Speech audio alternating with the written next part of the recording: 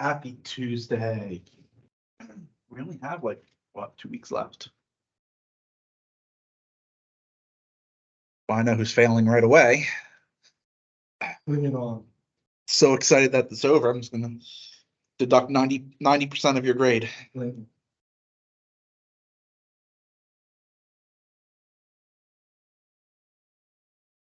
So we studied line integrals and we studied vector fields so far.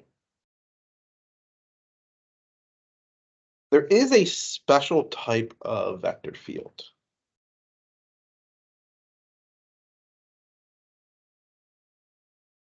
Very useful in physics, particularly. Called a conservative vector field.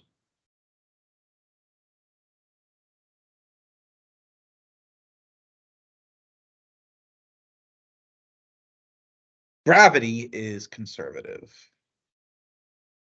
Electric force is conservative. Magnetic force is conservative.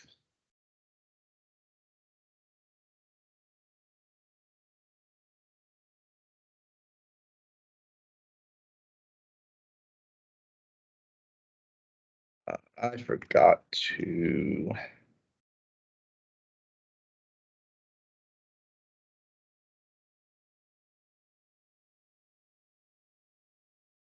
Share the screen. Woo, yeah.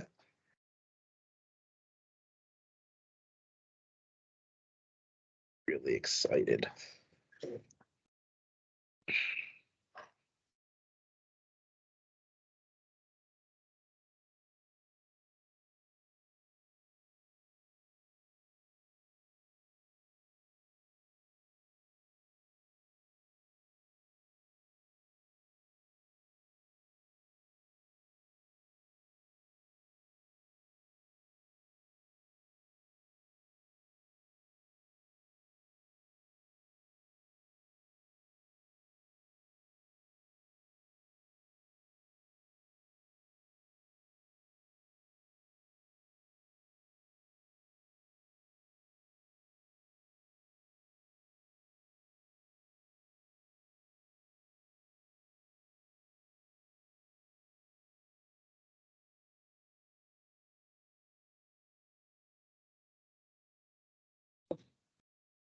Vector field is conservative if there is some scalar function v such that the vector field f is the gradient of v.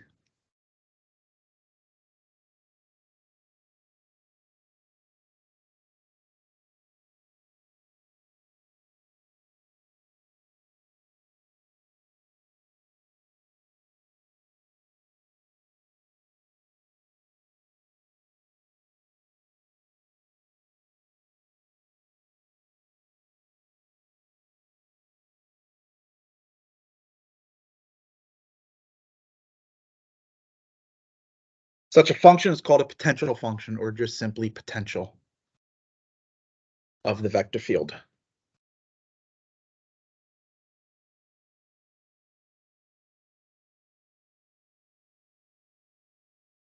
Right. Sure, you're familiar with the idea of potential energy. Specifically, when we talk about potential energy, we're usually referring to the potential with respect to gravity. There's also potential with respect to electric. Right, so there's an electric potential and there's also a magnetic potential.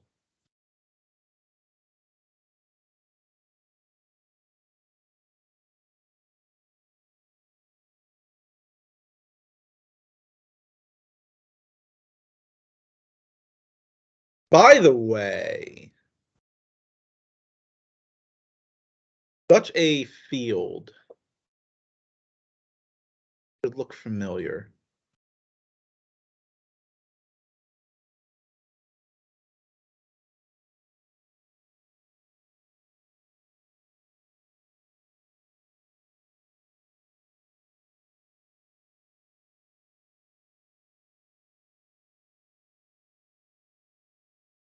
What kind of field is that?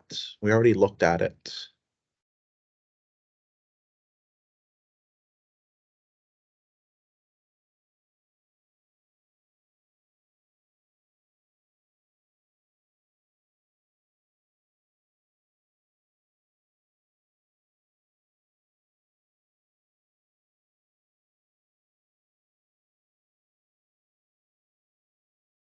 Gradient field. This is a gradient field. All conservative vector fields are gradient fields, and all gradient fields are conservative. They are one and the same.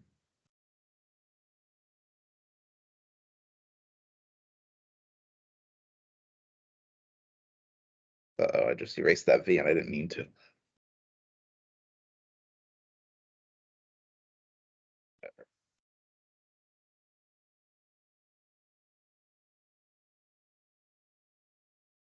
The very last problem we looked at with vector fields was a specific property of gradient fields.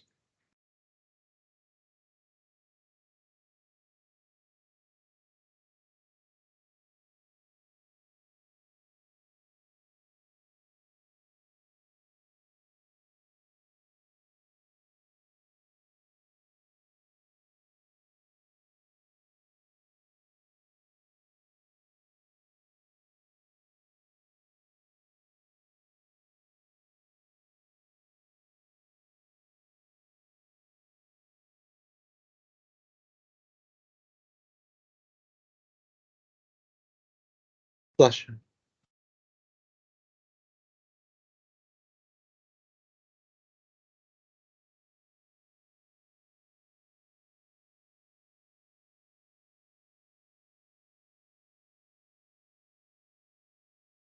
The curl of a gradient field is 0. Bless you.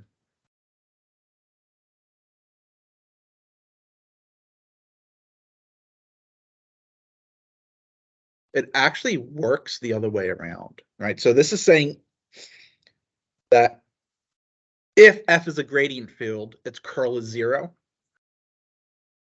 It works the other way around. If the curl is 0, then F is a gradient field. This is actually an if and only if, even though we've only proved one direction. The other direction you can also prove, albeit with a bit more algebra.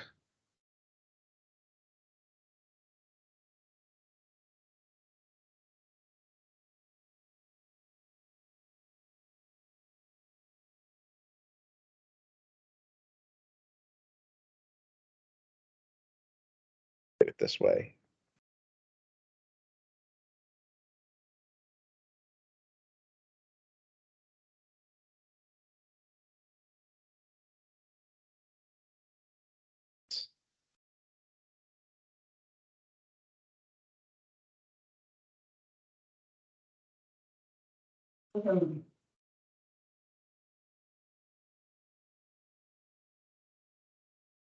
Another way of writing this is F is conservative if and only if the mixed partials are equal.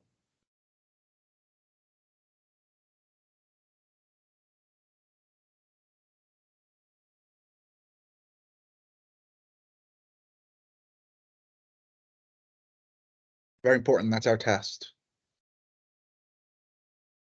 Take the curl of the field. If it's 0, it's conservative. If it's not 0, it's not conservative.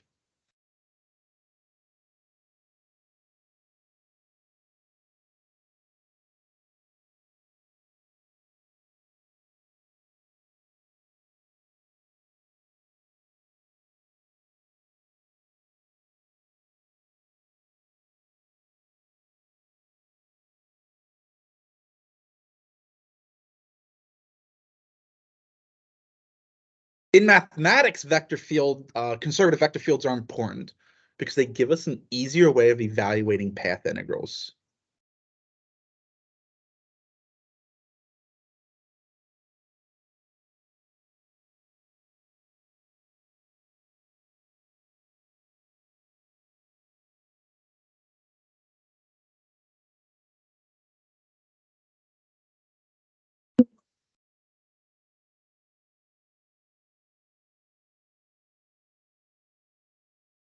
The fundamental theorem of line integrals.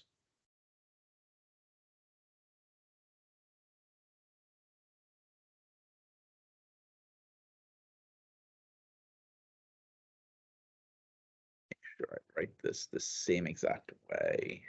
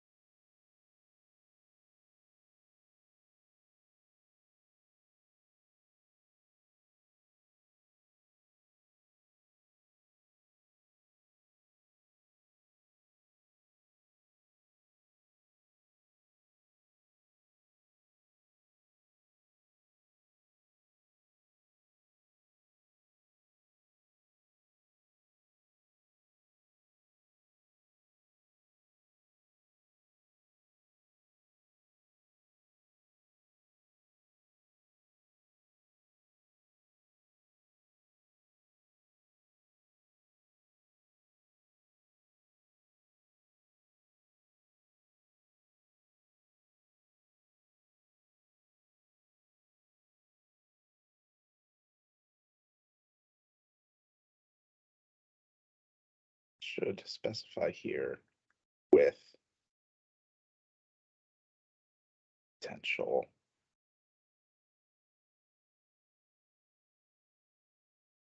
A.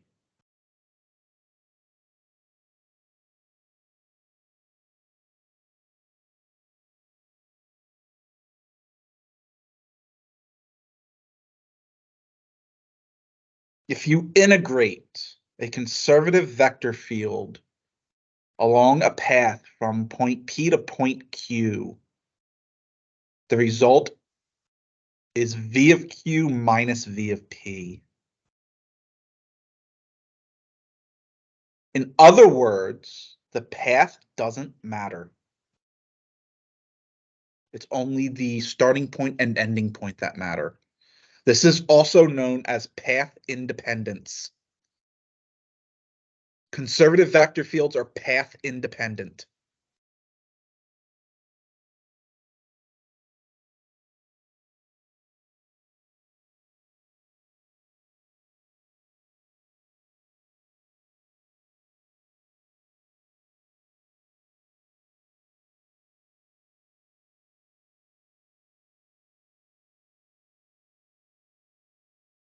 Which is very useful if you're given a really ugly path. But you know that path is going through a conservative vector field. You can just draw a straight line from starting point to ending point and use that as your path.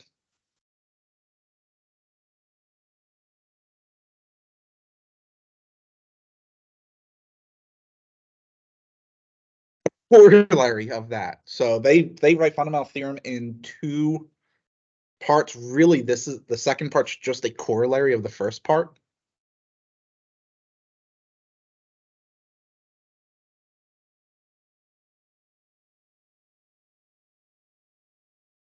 If the path is closed, then the integrals are 0.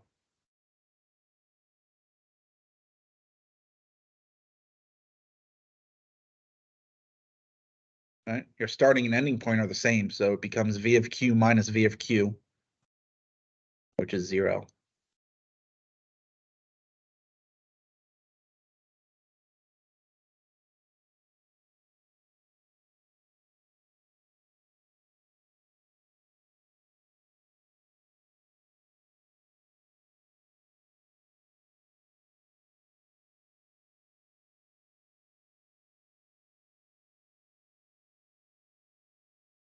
I draw more stars, but I don't want to spend the time.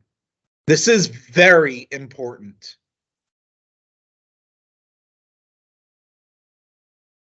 Also very useful.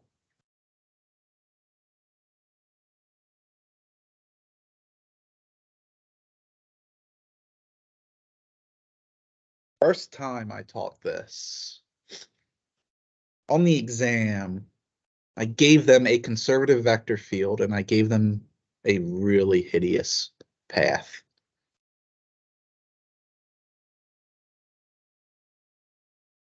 It was like something like this.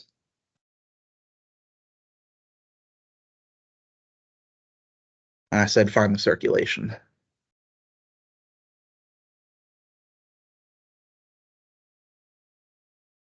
Two students realized it was 0 because the vector field was conservative. Everyone else either tried to parameterize that path or just skipped it altogether. I think I saw a couple tear stains on one.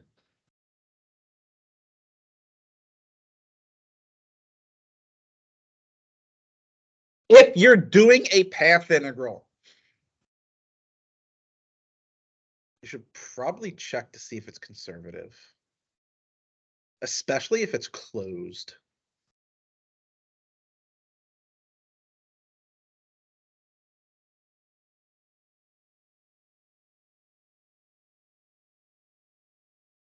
Well, the path itself isn't conservative. It's the vector field that would be conservative. Right. So you'd have to just do the cross product. If it's 0, then you know it's conservative.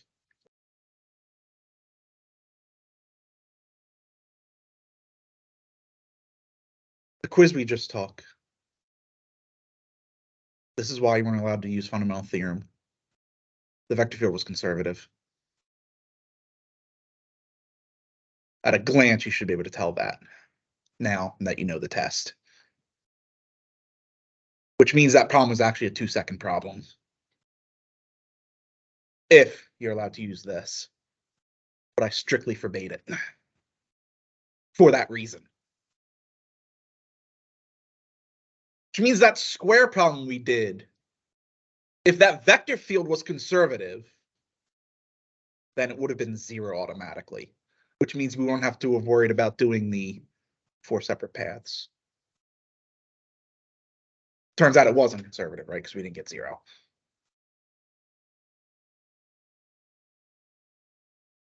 Now keep in mind that if the circulation is 0, that doesn't mean the vector field is conservative. There are non-conservative vector fields with 0 circulation.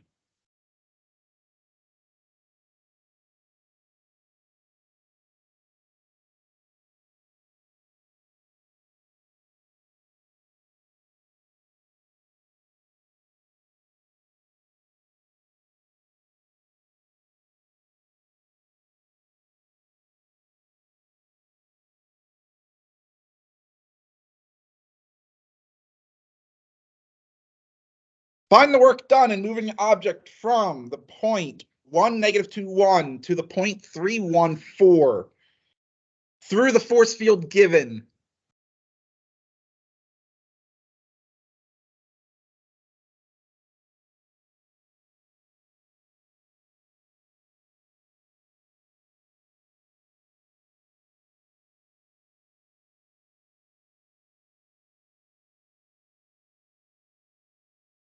Notice all they gave us was a starting point and an ending point. They didn't actually give us a path. That should be a huge hint that this field is conservative. In other words, that this field is path independent.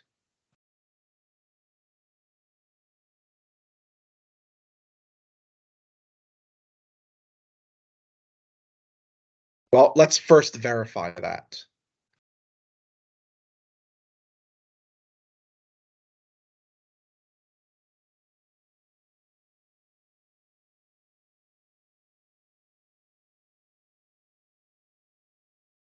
Let's take the curl.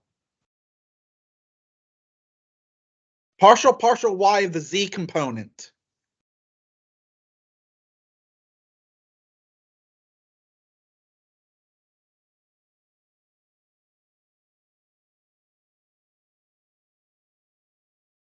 Is what?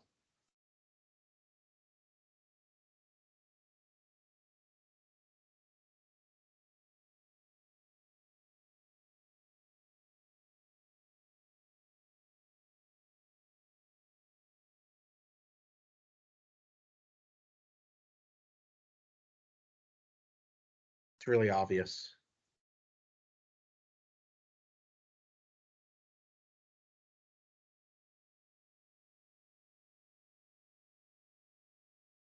Zero. There is no y.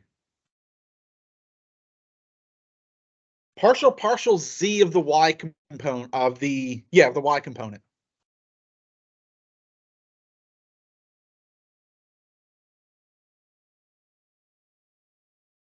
Partial z of the x component.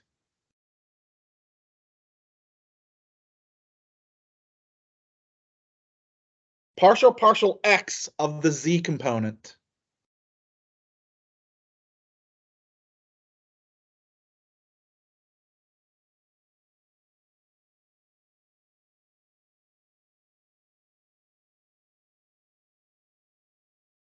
So how'd you get just 3? Yes. Right, remember that z squared, because its multiplication is acting as a scalar multiple.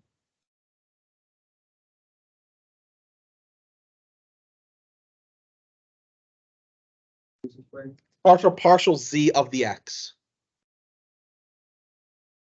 Now, if you're actually doing cross product, it'd be negative partial x of z minus partial z of x. I just flipped the order because of that negative. Partial x of the y component.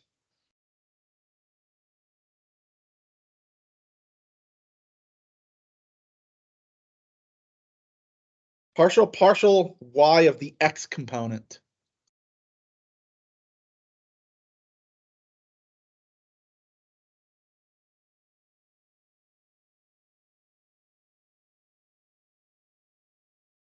All the mixed partials are equal. Or I shouldn't say all of them. Corresponding mixed partials are equal. Meaning the curl is guaranteed to be 0, and hence this vector field is conservative.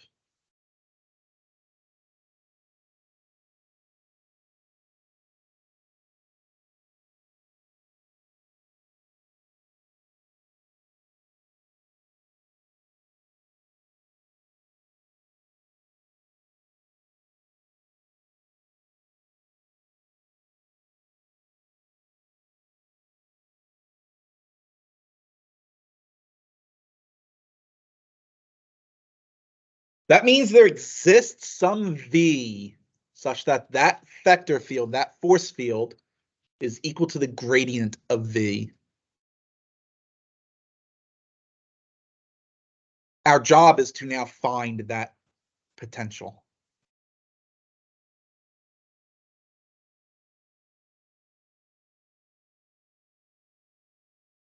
Well, if v is some function, what's the gradient of v? Obviously, it has to be a vector field.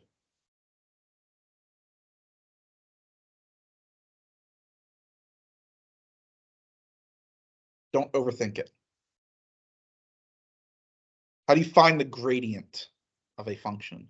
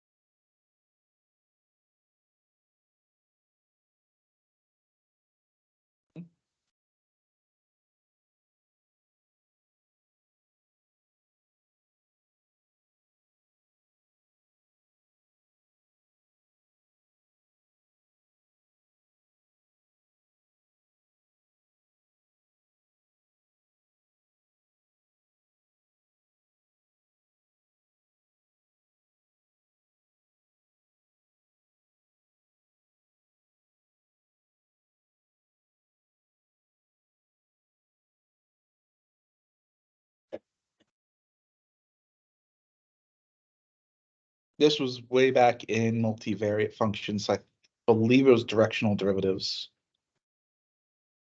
I introduced the gradient.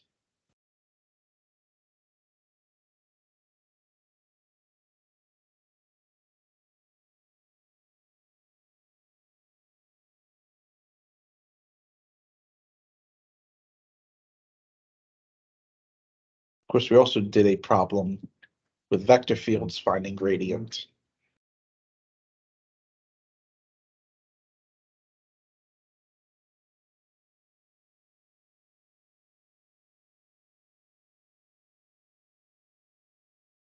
And again, specifically, that last problem. How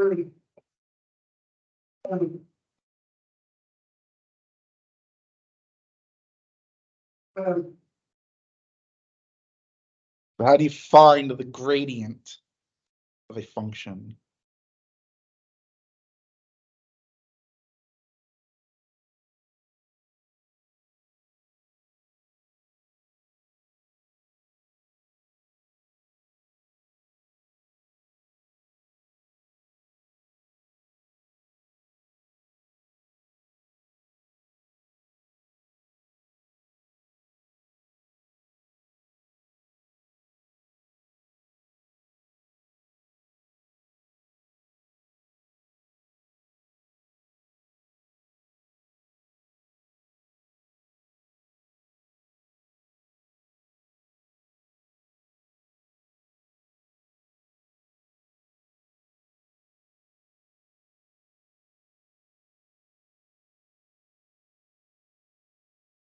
For the gradient of the function we have, it would be 2y 0, or 2y for x, 0 for y, and then 6xz for z.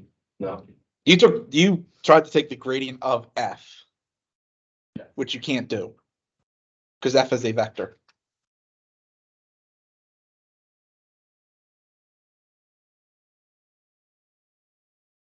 So I said, don't overthink it. We have just some arbitrary function v. What is its gradient?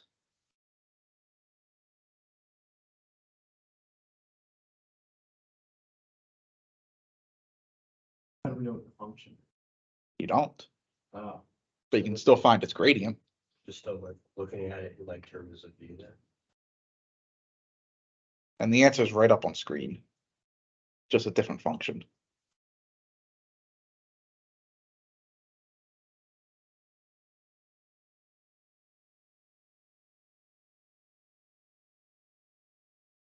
dv over dx, dv over dy, and dv over dt. Gonna do a slight correction. It's not d, it's del. The partial symbol. But yes. Partial with respect to x, partial with respect to y, partial with respect to z, right? So let's call that v sub x, v sub y, and v sub z.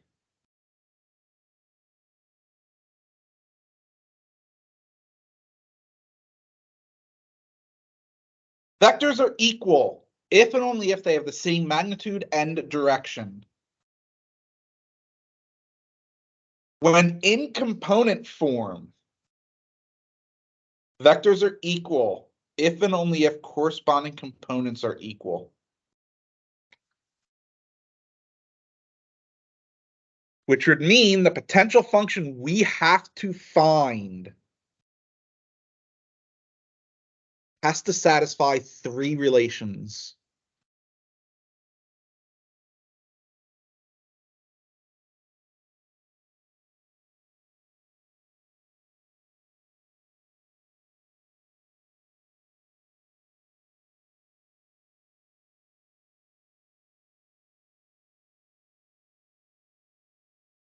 Has to satisfy those three equations.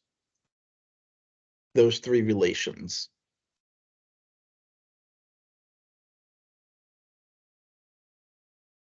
Here's how your text does it. And actually, most texts do this. They will take the antiderivative of each of those three relations and then compare them to find the potential field or the potential for the field.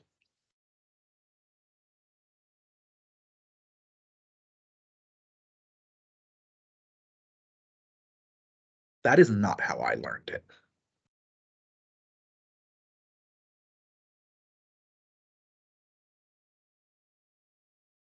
Mind you, I did most of this in physics, so physics does teach things differently. Doesn't matter, you can do whichever method you want.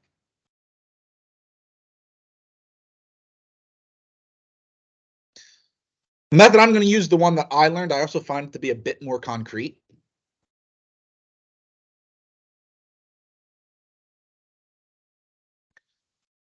Start with any one of the three relations. We're going to find the antiderivative. Well, I look at this and I go, finding the antiderivative of Vy with respect to y is the easiest. So that's where I'm going to start.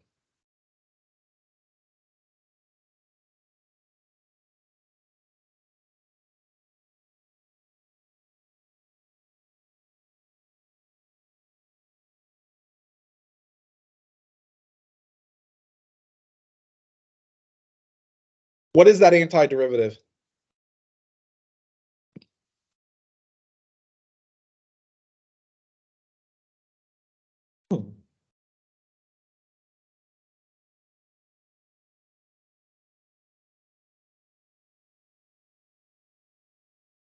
You're missing something.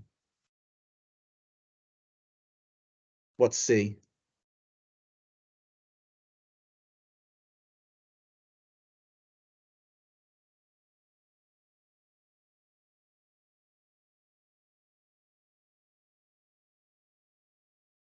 So in this case, you don't want just a constant, which is what C would represent. Remember, V is a function of 3 variables.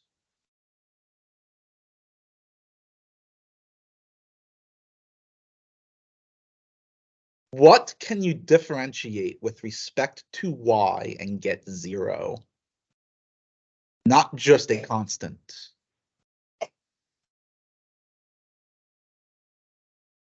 Be any function that doesn't involve Y, right?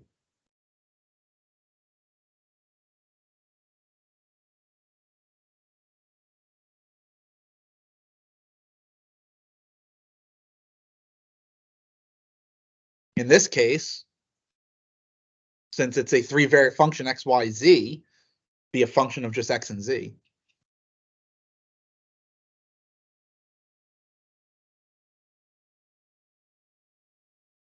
Now the goal is to find that function. Right, so we already know x squared y is going to be part of the potential. Now I need to find that function with respect to x and z. Well, we have 2 other relations to work with. So differentiate either with respect to x or with respect to z, doesn't matter. I'm going to differentiate with respect to z, because that first term is just going to go to 0.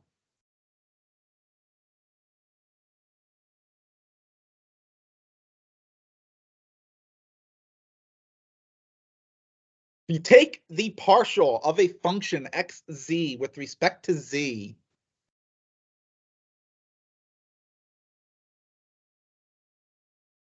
just be f sub z, wouldn't it?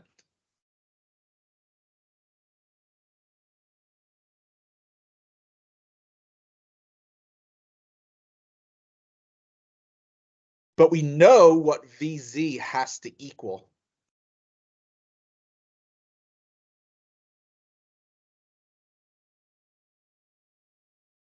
Has to equal 3xz squared.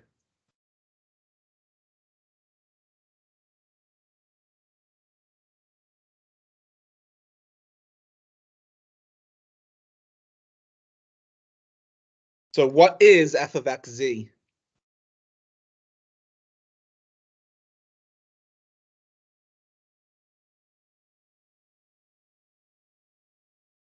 How would you find it?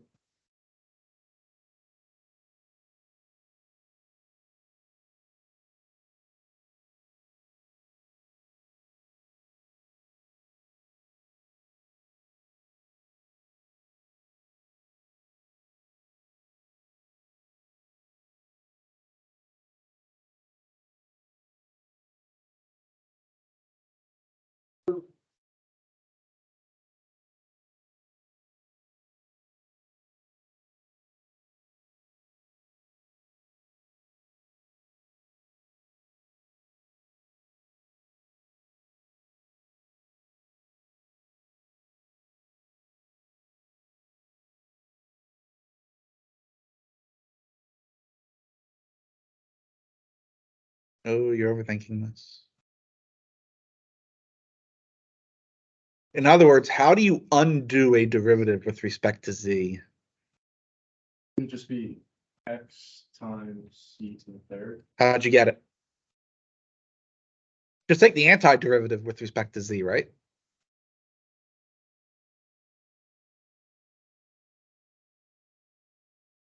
You're missing something.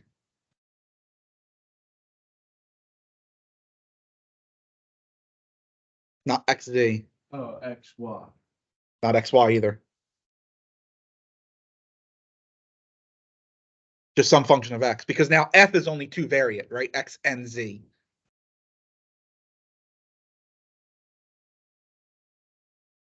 So right now we have a potential function x squared y plus xz cubed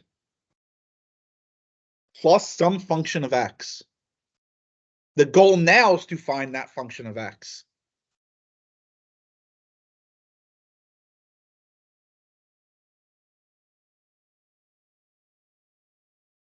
I'll take the partial with respect to x.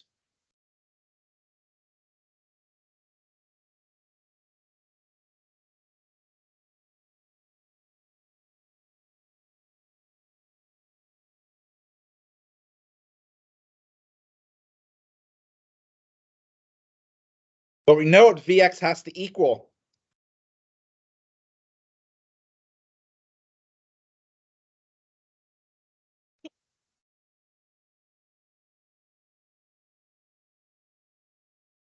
What does that mean G prime has to be?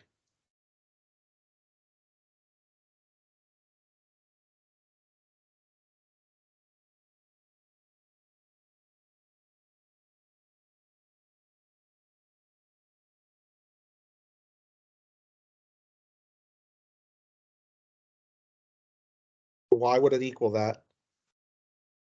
Yes. Oh, I don't guess. I know. Why 0?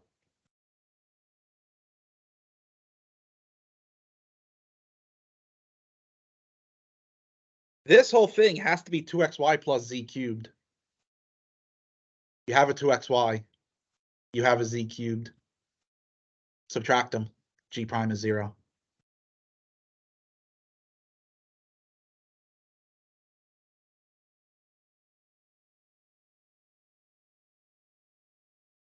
Right?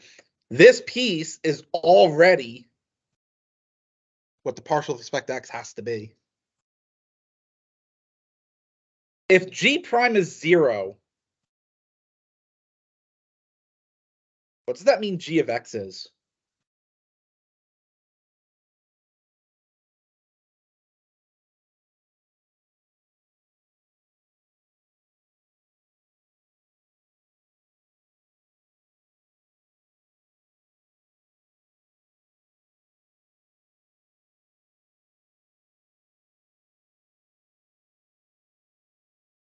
Has to be just some real number.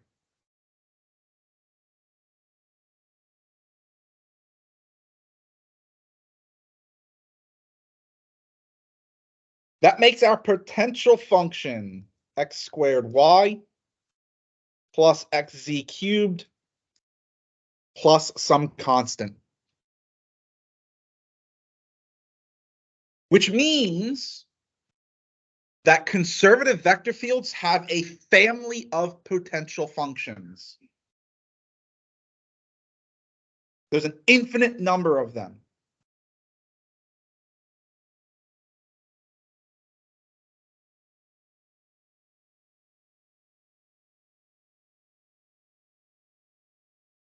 But aren't they all unique up to the constant?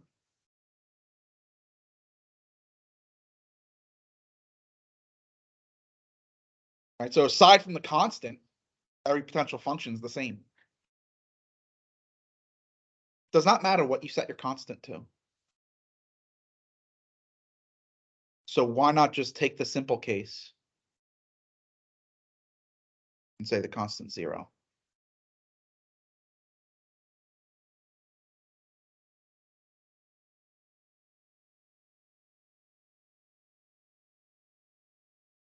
There's the potential we're going to use.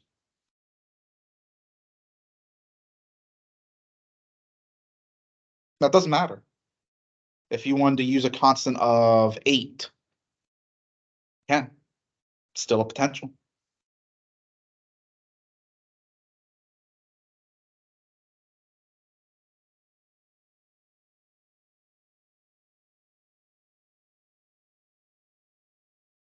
Now we have our potential. We can finally find work.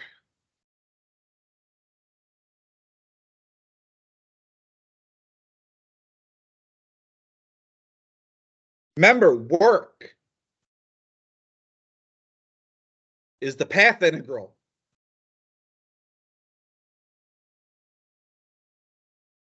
of force. Right, so the work done on a particle is the integral of force as the particle moves along the path.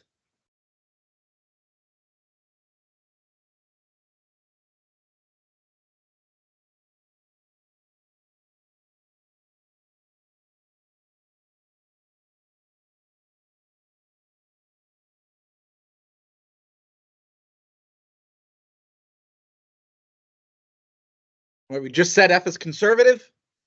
It's del V.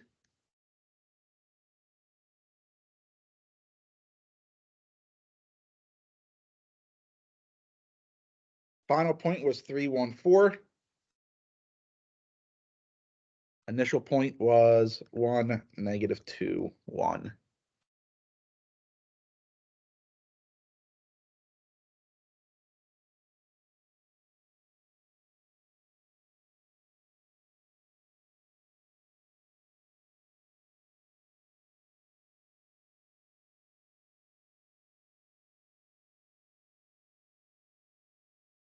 Nine times 1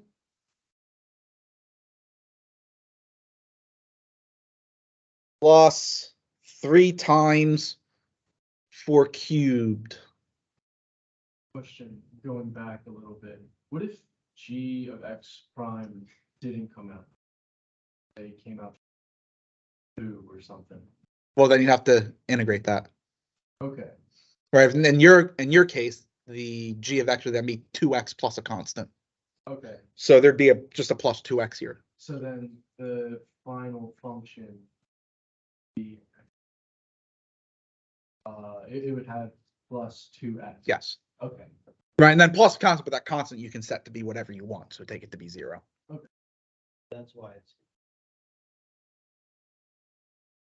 No, it's infinite because c can be any constant. Right, there's an infinite number, but it's unique up to that constant. Meaning that aside from the constant, the actual function part itself is always the same in every single potential. Right, so it's just like when you study antiderivatives. Antiderivatives were unique up to a constant. Right, so the antiderivative of x squared is unique up to whatever that constant is, right? It's x cubed over 3. And then just some arbitrary constant. That's the same, it's the exact same idea.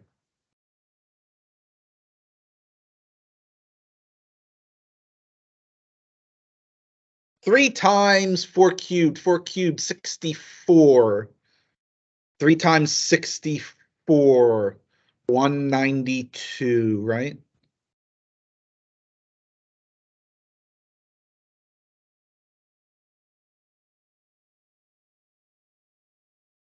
One times -2. And then, oh, that one's easy. 1 times 1.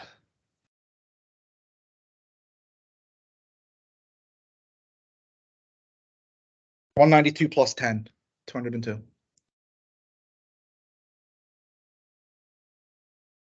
So that's our work.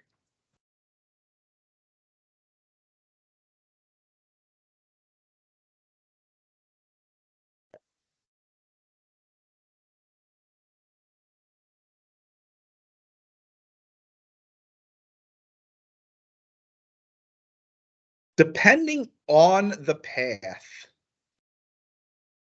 it might be more efficient to just parameterize the path and then take the line integral, right? Because that's a lot of algebra to find the potential. However, it is never more efficient to parameterize the path if it's closed.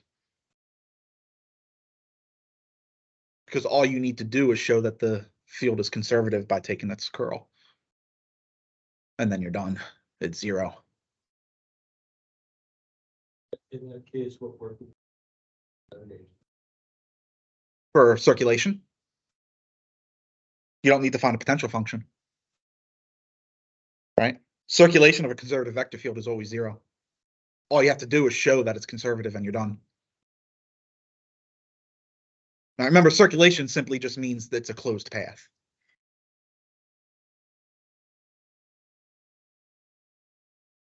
Right? Obviously, though, in cases like this, where all they do is give you a starting point and an ending point, you don't have a choice. You're going to have to find the potential function.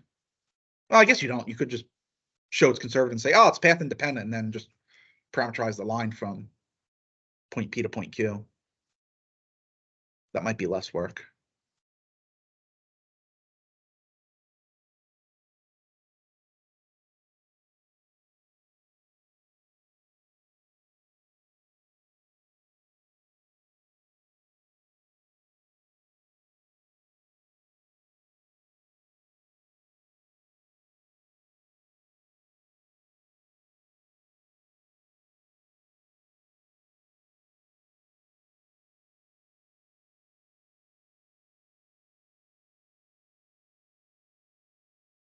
to go ahead and tab you as well. There we go.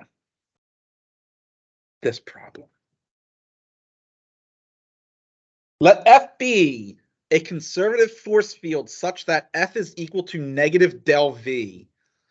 That's typically how we represent conservative fields in physics. Instead of del V, we say it's negative del V. Suppose a particle of constant mass m moves through F from a point A to a point B.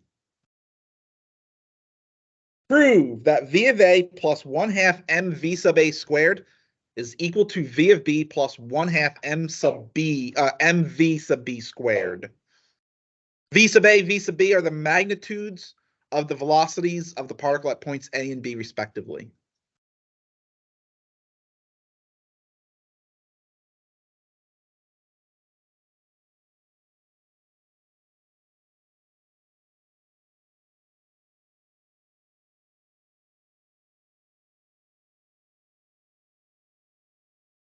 What's 1/2 mv squared?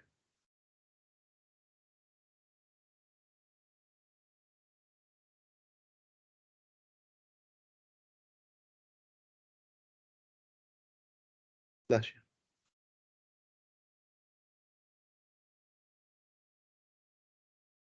Hmm?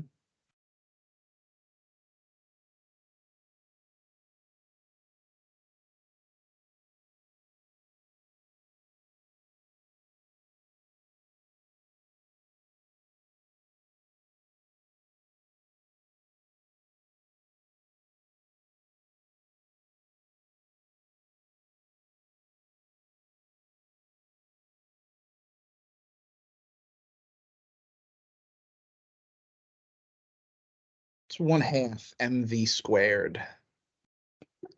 What does that represent?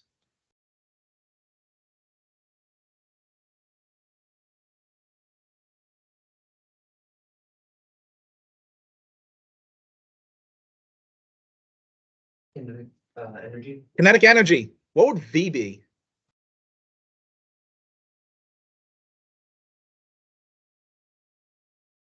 I'm not talking about little v, capital V.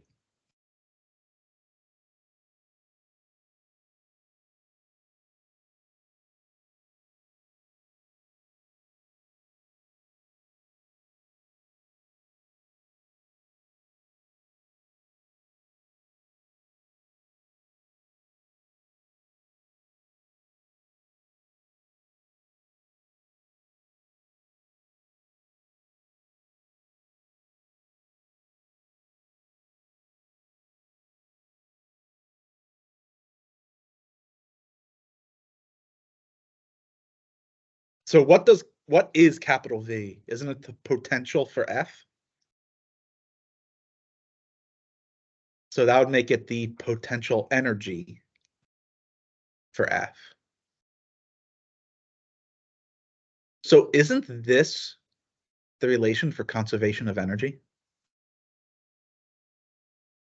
Saying that starting energy is equal to ending energy.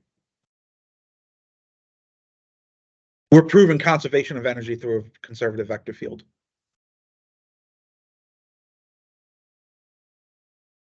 Which is one of, if not the most fundamental law in physics.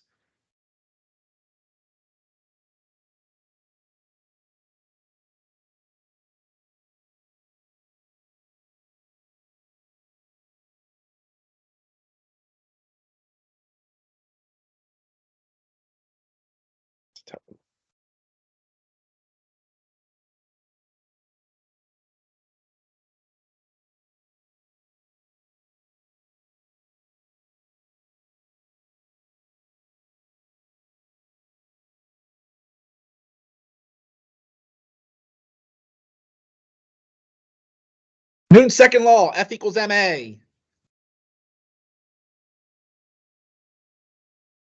Notice we're allowed to use Newton's second law because we're assuming constant mass. Which means we're dealing with speeds that are much, much less than the speed of light. So that mass can be treated as a constant. Right, because remember, technically speaking, mass is a function of velocity.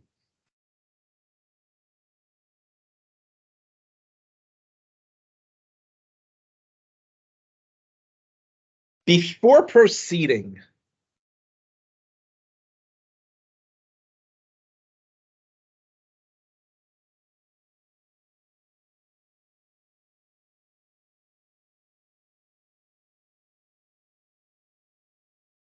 we take the derivative of v squared with respect to t. This is the same thing as this. The derivative of v dot v with respect to t. By product rule,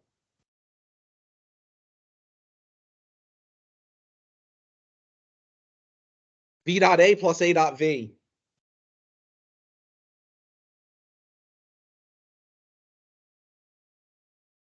Which is 2 times v dot a.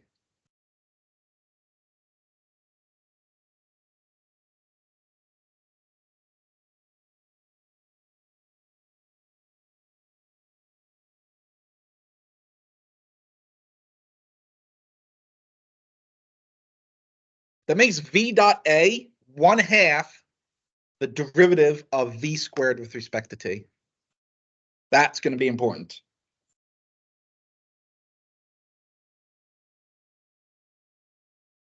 Work is the integral along the path f dot dr.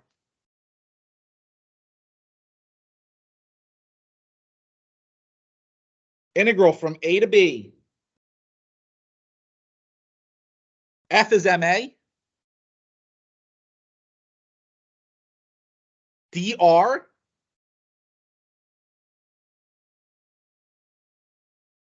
is v dt.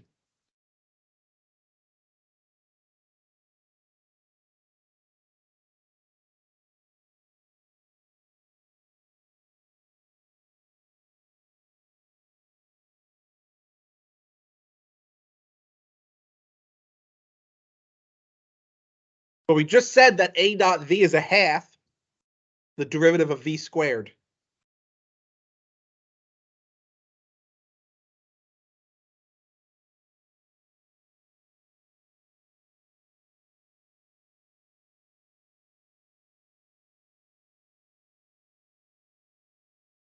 Oh, that's going to get annoying.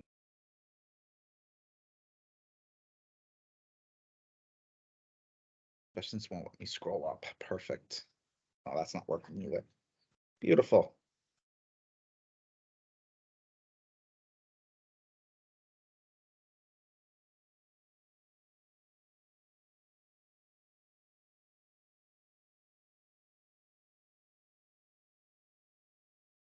Well, this is going to be 1/2 mv squared evaluated from the point A to the point B, which is 1/2 mv sub b squared minus 1/2 m v sub a squared, which, by the way, we proved when we were studying vectors. We proved that work is just a change in kinetic energy.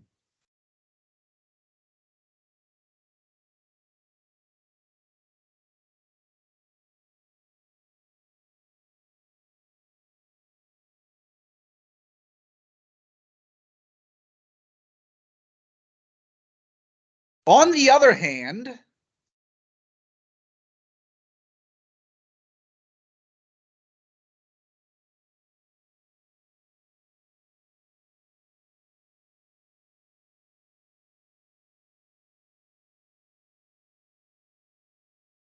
I don't know why I did work there. I actually don't need that work.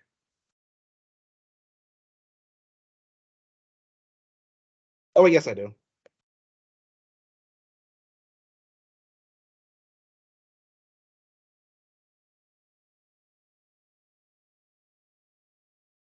Go away.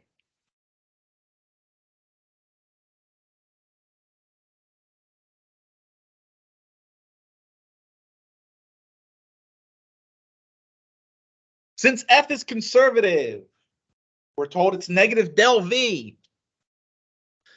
So we can just write the path integral as the integral of negative del V dot dr. Because of that negative,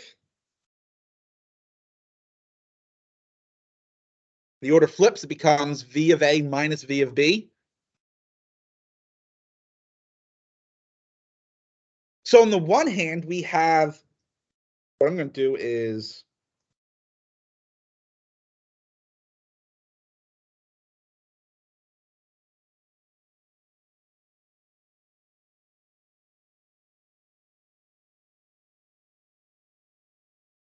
my God, I have to actually think about how to draw the delta because I'm so used to drawing Nablus. There, that's how I do it. Okay. I'm just writing that so that you know what I'm talking about. On the one hand, we have work is the change in kinetic energy. On the other hand, we have work is the change in potential energy. That means change in kinetic is equal to change in potential.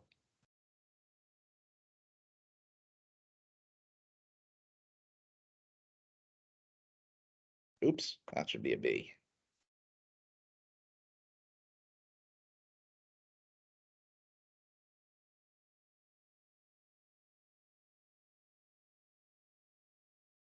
Actually, technically, it's negative change in potential.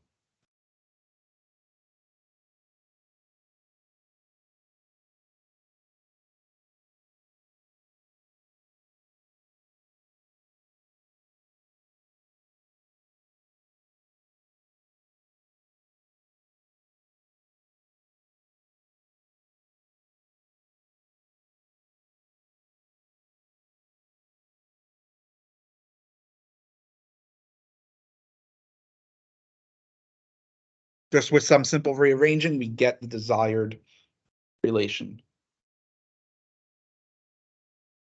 Energy is conserved. Right? The starting energy and the final energy are the same.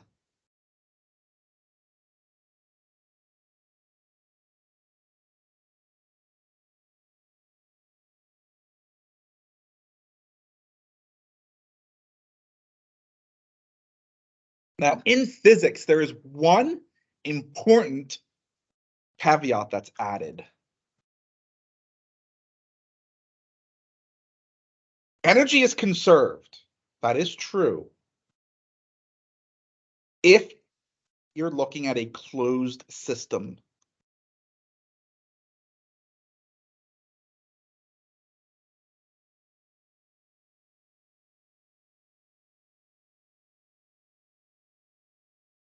You're driving.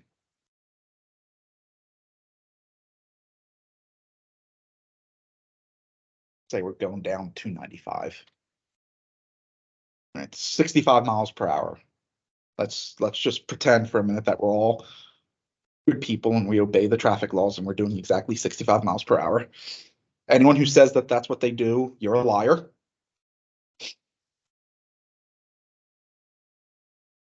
Most of you are probably gonna go over that. Some might go under and whatever. So we're just gonna pretend that we're doing exactly 65. Car in front of you slams on their brakes. Comes to a complete stop. So you have to slam on your brakes and you come to a complete stop. You went from 65 to 0, which means your kinetic energy went from something, right, a half m 65 squared, to 0. Where'd that energy go?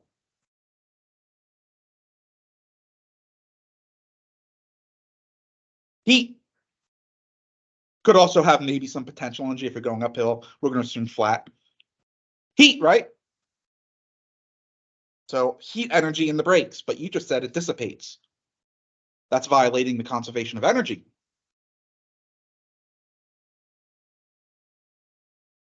That's because your car is not a closed system.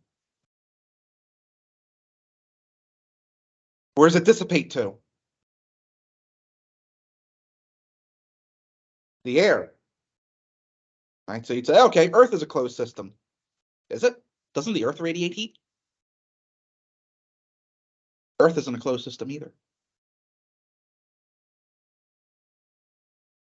What you actually have to do is consider the entire universe as your closed system, then energy is conserved. And even that could be debatable because we don't know if we're the only universe. So maybe there's other universes out there and the heat's dissipating out of our universe into a different universe. In which case, then you have to take all the universes together as your closed system. Right. So if you're into the theory, and actually I am because there's enough evidence to support it, of the multiverse, where there's multiple universes, then the multiverse would be your closed system.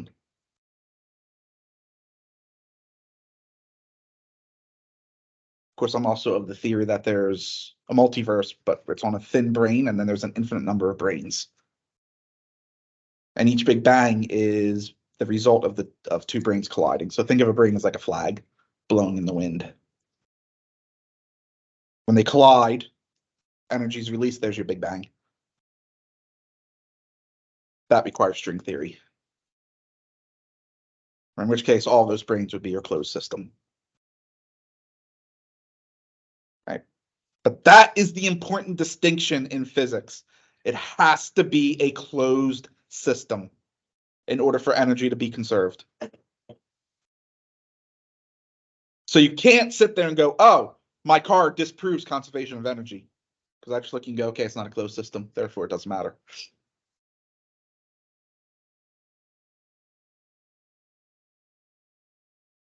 This is why we call force field, conservative force fields conservative, because they conserve.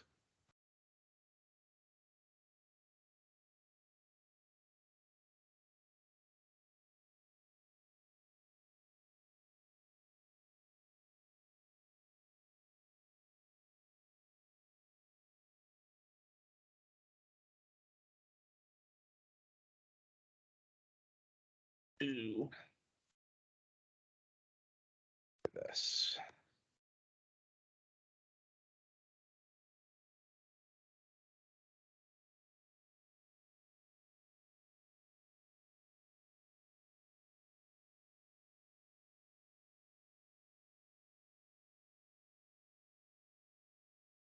Find a potential for this force field. I'm just going to call it a force field.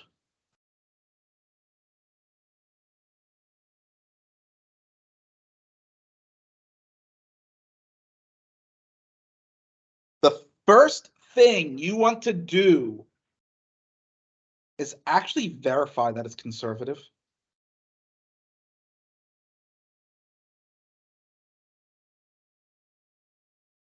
Because if it's not, then no such potential exists.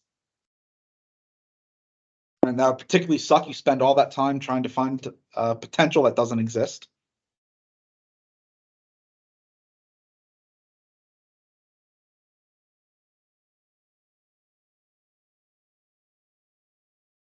Without doing the work, yes, this is conservative. And so I'm just going to go.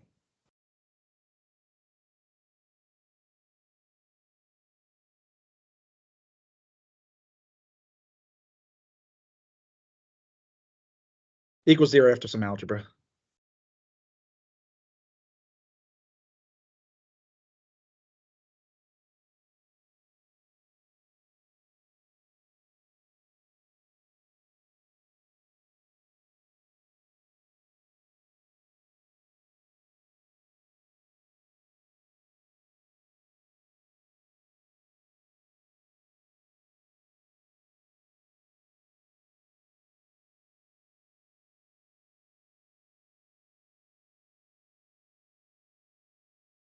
These are all fairly simple. The easiest one to start with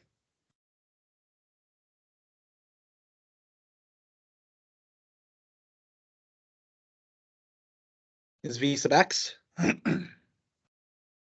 But remember, since it's conservative, there is a potential function, V, that satisfies those three relations.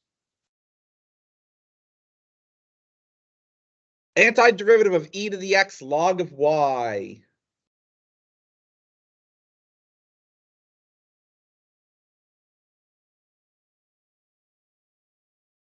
is e to the x log of y plus some function of y and z.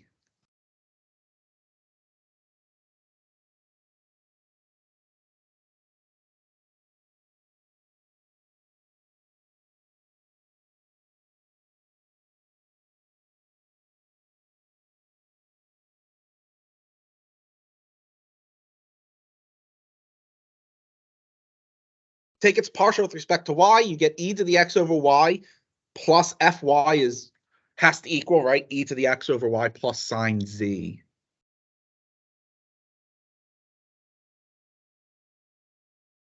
This means that fy has to be sine of z. Yes. So does it matter which, what's the, which Relation you start with? does it matter which one we like take the antiderivative Nope. of first? No. You can do it in any order you want.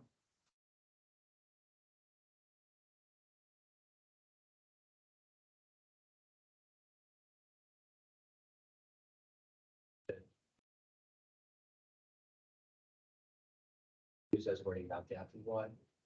So this is v, right? I just took that partial with respect to y.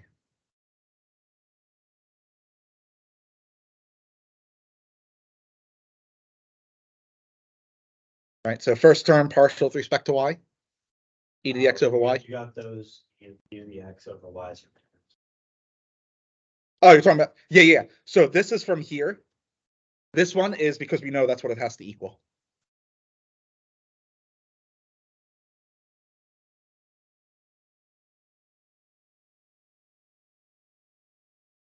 So if f sub y has to be sine of z, f of y z has to be y sine of z plus an arbitrary function of z.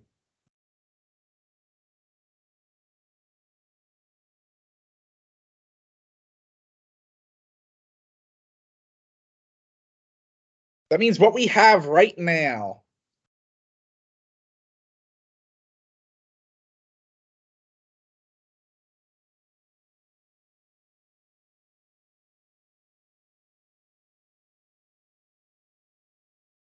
is v is e to the x log of y plus y sine of z plus some arbitrary function of z. What?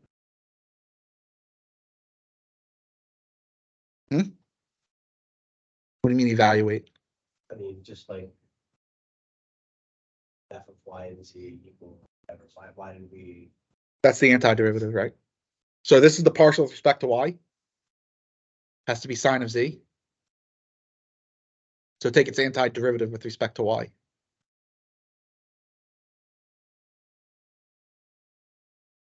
Just be y sine of z, right? Plus some function of z, because if you take the partial of a function of z with respect to y, it's 0. So we just needed. Yes. Well, we got it by equating v sub y. All right, so take the partial and set it equal to what we know it has to be. That tells us what f sub y has to be, which allows us to find f of yz. Right, now we need to find that g of z.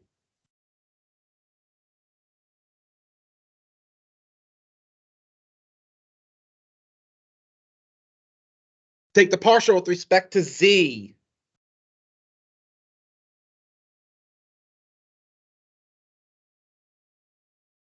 Y cosine z plus g prime. But we know that has to be y cosine of z.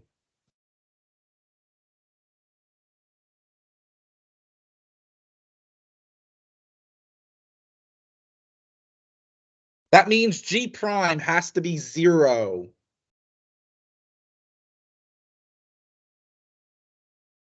So I'm just going to call g of z a real number.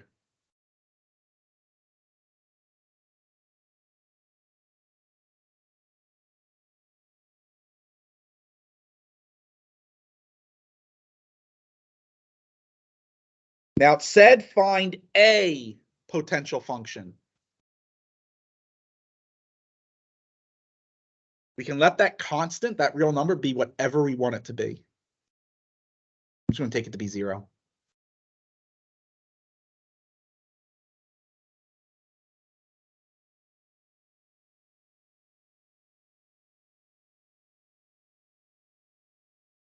And there's a potential.